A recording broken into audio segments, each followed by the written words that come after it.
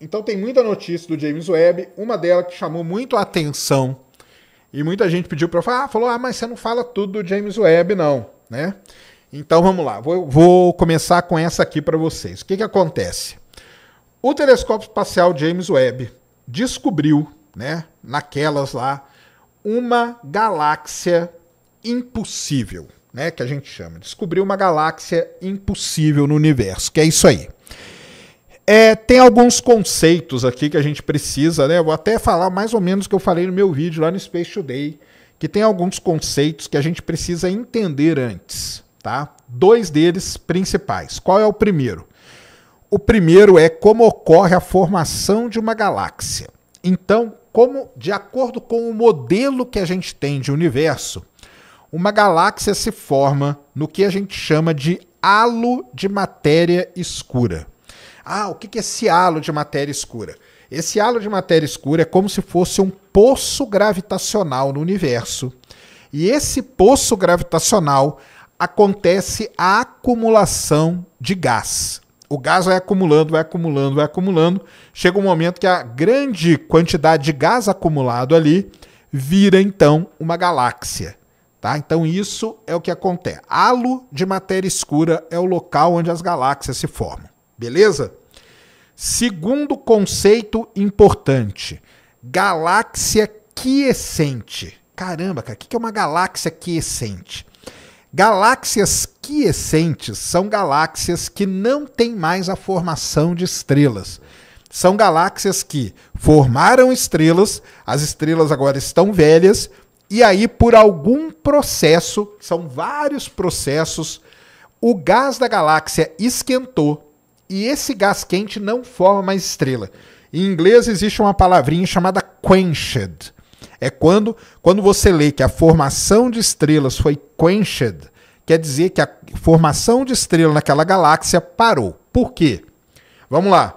Pode ser um buraco negro supermassivo. O buraco negro supermassivo, ele atira aqueles jatos de matéria, de gás e tudo mais, aquele jato esquenta o gás ao redor. Esquentou o gás ao redor, você não tem formação de estrela.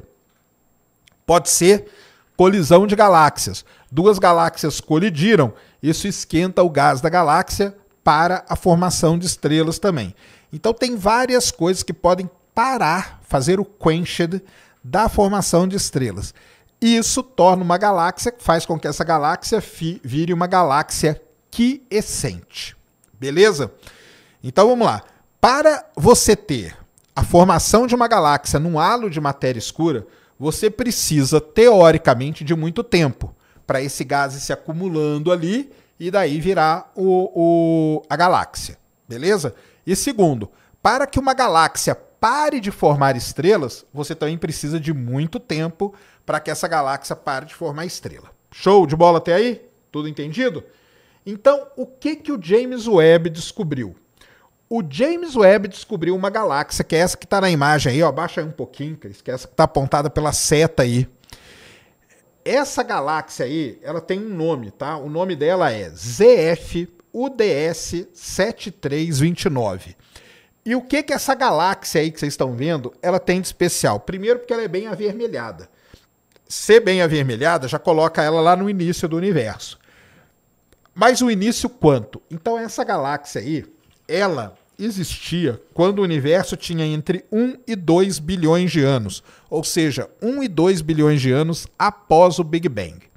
Qual é o problema disso? Para a cosmologia, no modelo que a gente segue hoje, que é o chamado modelo Lambda-CDM. Esse é o modelo que a gente segue no universo. Lambda, energia escura, CDM, matéria escura fria. Qual que é o problema disso? De acordo com o modelo cosmológico Lambda-CDM, 1 a 2 bilhões de anos após o Big Bang, é muito pouco tempo para a formação dessa galáxia. Mas a galáxia está lá, porque o James Webb viu ela. E o artigo ele é bem completo, ele mostra que teve toda uma calibração, tentaram encontrar nessa galáxia algum buraco negro supermassivo, não encontraram. Ou seja, ela é presta atenção agora, ela é uma galáxia que está desafiando o modelo cosmológico atual. Nós só encontramos essa até agora. Qual é a questão aqui? Bem, ela não era para estar ali, né? Porque, de acordo com o modelo... e como que eles chegaram nessa conclusão? Existem grandes simulações do universo que você roda essas simulações e o que acontece? Você vê quando que a galáxia era para ter formado ou não. Então essa galáxia não era para uma das galáxias impossíveis aí que a gente chama do James Webb. Muito bem, e daí? O que quer dizer isso? Quer dizer que acabou tudo agora? Não. Então vamos lá, vou contar uma história para vocês. Quando Albert Einstein, ele desenvolve toda a teoria da relatividade, para o Albert Einstein o universo era estático. Quer dizer que ele estava errado? Não estava errado. Por que ele não estava errado? Porque o universo que a gente conhecia naquela época não tinha galáxia. Como assim não tinha galáxia?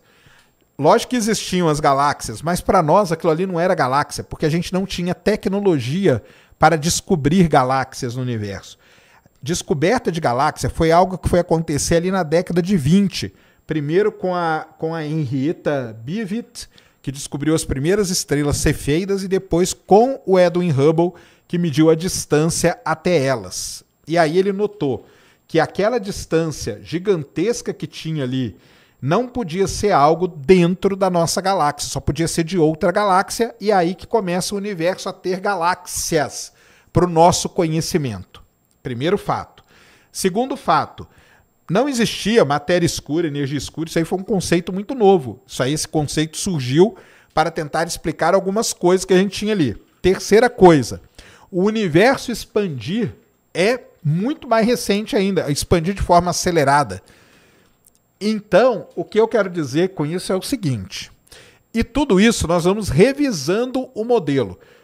Tem problema revisar algum modelo? Não tem. Se tivesse problema, cara, por exemplo, eu não teria emprego. Porque no mundo do petróleo, por exemplo, pra vocês terem uma ideia, nós estamos sempre revisando modelos. A gente modela um reservatório, obtém mais dado, vai lá e revisa aquele modelo. Às vezes a gente está fazendo um modelo que tem um erro. A gente vai lá e corrige aquilo ali e segue, e é assim que funciona a ciência.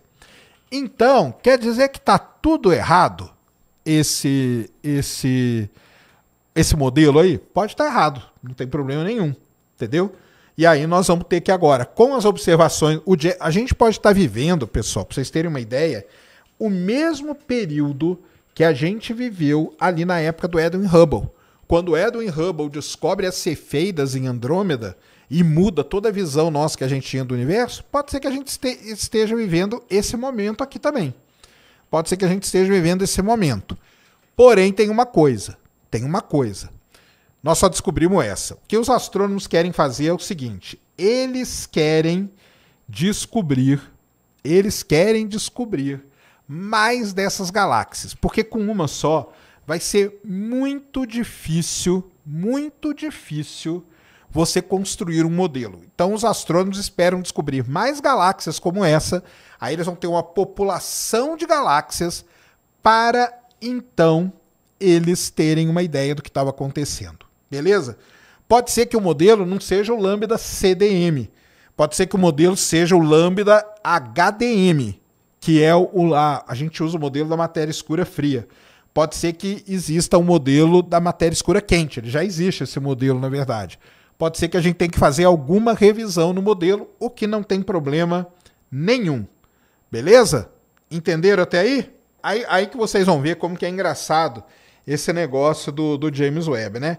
Que eu acabei de falar, olha só que interessante, eu acabei de falar uma notícia de um artigo científico que saiu na Nature, falando que ele descobriu a galáxia tá lá, que não era para existir. E agora eu vou falar de uma para vocês, que é uma descoberta do James Webb que corrobora com tudo que a gente entende do universo. Vocês entendem como que esse negócio de estudar o universo, principalmente o universo muito distante, lá no começo, é algo muito complicado. Muito complicado.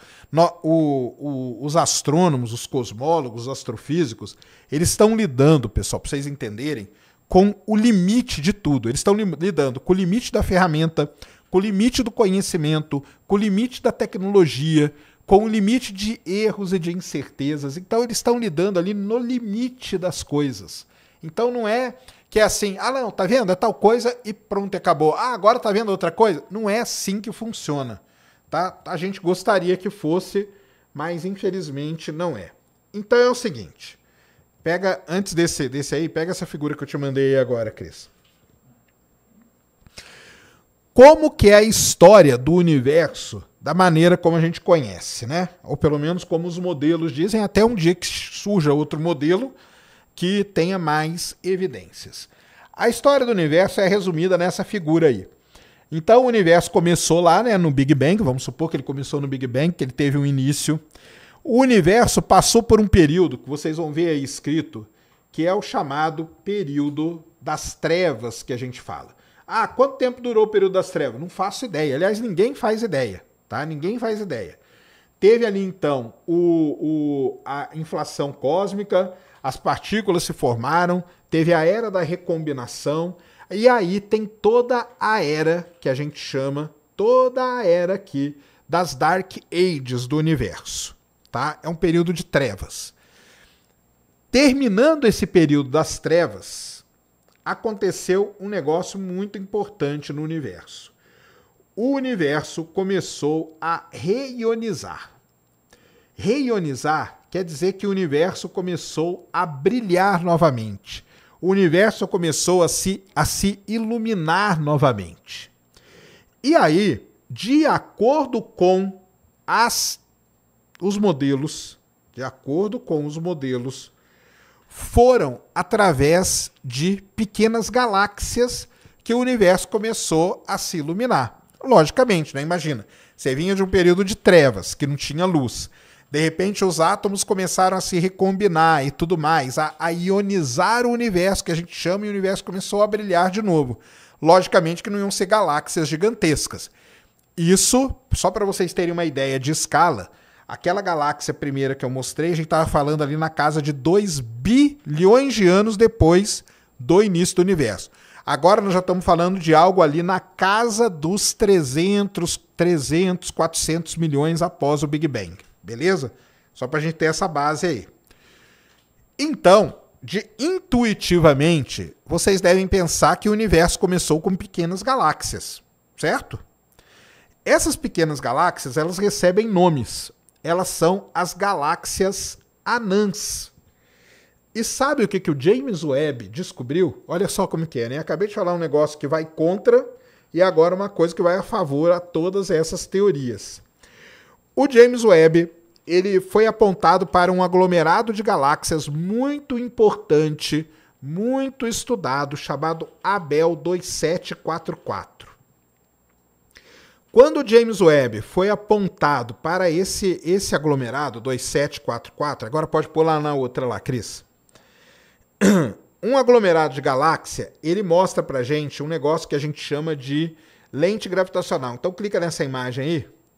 Então, tudo que vocês verem nessa imagem, que é meio arqueado, é um efeito de uma lente gravitacional.